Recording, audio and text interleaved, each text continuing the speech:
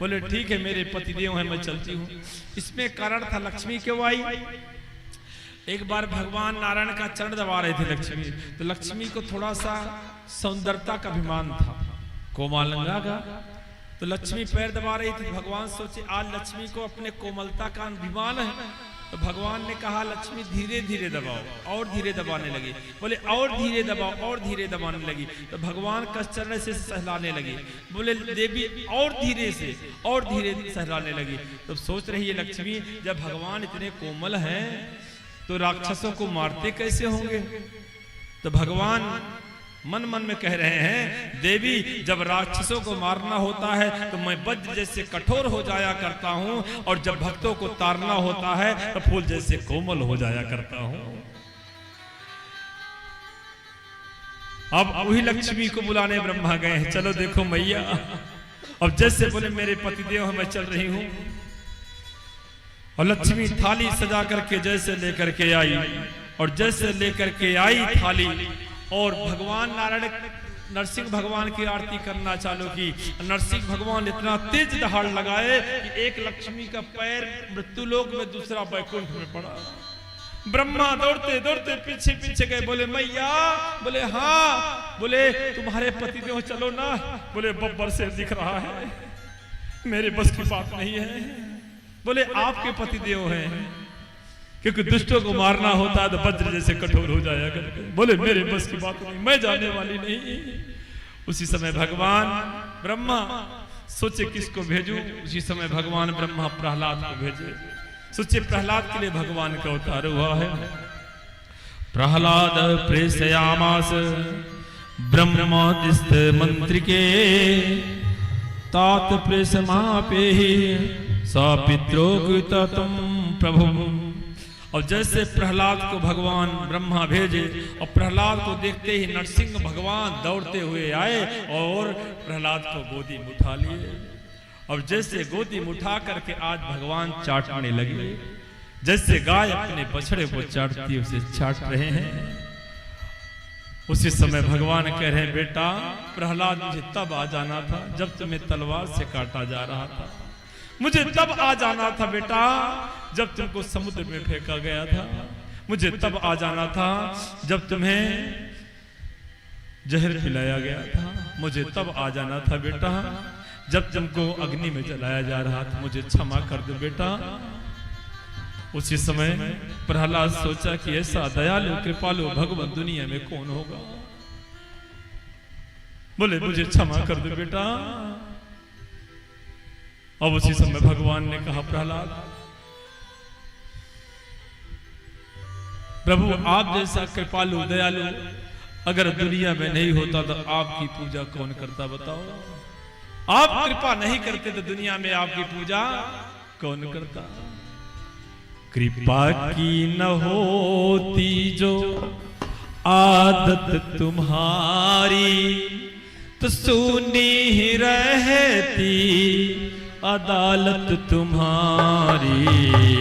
कृपा की न होती जो आदत तुम्हारी, कृपा की न होती जो आदत तुम्हारी तो सुनी ही रहती अदालत तुम्हारी। तो सुनी ही रहती अदालत तुम्हारी।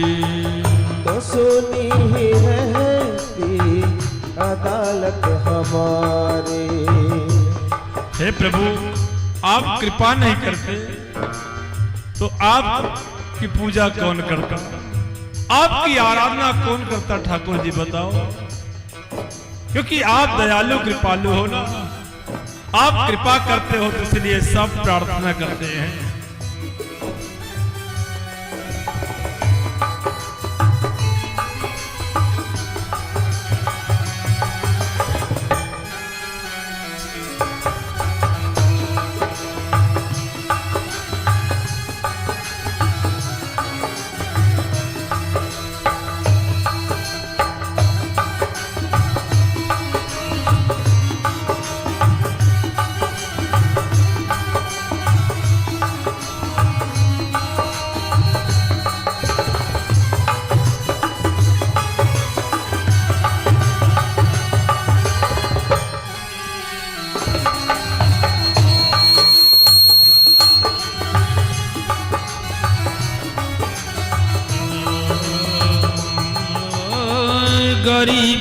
की दुनिया है, आबाद तुमसे।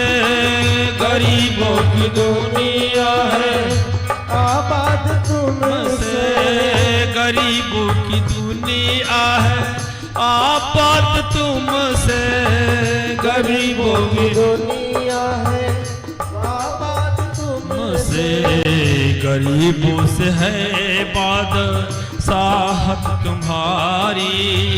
गरीबों से है बात साहत तुम्हारी। तो सुनी ही रहती अदालत तुम्हारी। तो सुनी ही रहती अदालत तुम्हारी। कृपा की न होती जो आदत तुम्हारी। कृपा की न होती जो आदत तुम्हारी। तो सुनी ही रहती अदालत तुम्हारी। तो सुनी रहती अदालत तुम्हारी। हे प्रभु, हे कृपा के सागर, आप जैसा दयालु कृपालु भगवान कौन होगा बताओ। परमात्मा कभी भी हमारे दुर्गुणों को नहीं देखता, सिर्फ सद्गुण को देखता है। अगर भगवान दुर्गुण को देखने लगे तो कभी अपनाने वाला नहीं है। सिर्फ अच्छाई को देख करके मुझे अपना लेता है। न जाने कौन से गुण पर मेरा प्रभु रिझ जाता है। कौन सा ऐसा मेरा सद्गुण था कि आज मेरा कन्हैया मेरा हो गया। ऐसा भगवान दुनिया में नहीं होगा। मुलजिम न होते तुम, हाकिम न होते तुम, मुलजिम न होते हाकिम न होते। न मुलजिम न होते तुम, न होते हाकिम। मुलजिम न होते हम होते हाकिम। किस घर में होती इबादत तुम्हारी, तो किस घर में होती इबादत तुम्हारी। तो सुनी ही रहती अदालत तुम्हारी। तो सुनी ही रहती अदालत तुम्हारी। कृपा की न होती जो आदत तुम्हारी। कृपा की न होती जो आदत तुम्हारी। तो सुनी ही रहती अदालत तुम्हारी। तो सुनी ही रहती अदालत तुम्हारी। तो सुनी ही रहती अदालत तुम्हारी। तो सुनी ही रहती अदालत तुम्हारी। प्रहलाद ने क्या कहा? कृपा की न होती जो आदत तुम्हारी, तो सुनी ही रहती अदालत तुम्हारी। अगर प्रभु आप कृपा नहीं करते तो दुनिया में कोई आपकी पूजा नहीं करता।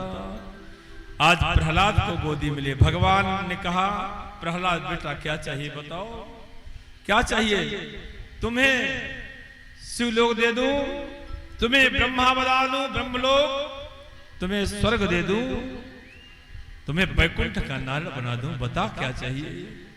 योग चाहो तो योग दे डालो, भोग चाहो तो भेग दे डालो। जो लेने देने की बात ना करे उसको तो मैं अपने को भी दे देता हूं। बोले क्या चाहिए बता? बोले मांगू? बोले मांग। बोले जो मांगेगा आज मैं वही देने के लिए तैयार हूं। बोले अगर देना ही चाहे तो सिर्फ एक वरदान दे दो प्रभु। बोले क्या? बोले मेरे पिता को नरक मत देना। आज प्रहलाद रोने लगा। बोले उसी के द्वारा शरीर उत्पन्न किया गया और मेरा पिता हिरण्यकश्यप है, और अगर वो नरक जाएगा तो मैं सुखी नहीं बनूंगा। बोले बेटा हिरण्यकश्यप तेरा पिता ने मेरा भी पिता है, और जिस परिवार में, जिस घर में एक वज्रानंदी निकल जाता है उसकी एक पीढ़ी ने 21 पीढ़ी का तारण हो जाता है। आज प्रहलाद तुम्हारे 21 पीढ़ी मेरे वैकुंठ जा रहे हैं। उसी समय भगवान प्रहलाद को राजगद्दी पर बैठा करके और भगवान वहां से अंतर ध्यान हो गए। प्रेम से बोलो राधे राधे।